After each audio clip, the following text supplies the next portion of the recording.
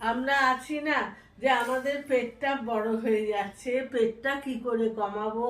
অনেক মেয়ে বউদের এই সমস্যা থাকে। তো মেয়ে বউদের এই সমস্যা থাকে, তারা এই ফর্মেন্ডিংটা বেশি করে করবে। এই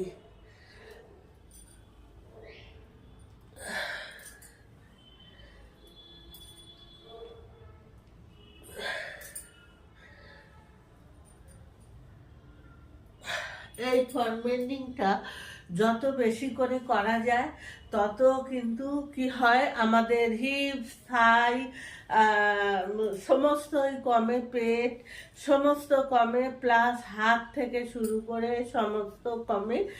এই ব্যায়ামটা যত বেশি করে যে করবে তার সত্যি খুব উপকার হবে।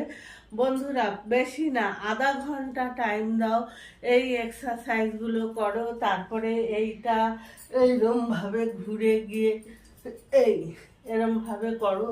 যাদের স্পন্ডলাইটিস আছে তারা সামনে মাথা রেখে এইভাবে ব্যায়ামটা করো। তাতে কি হবে, তাতে খুব উপকার হবে।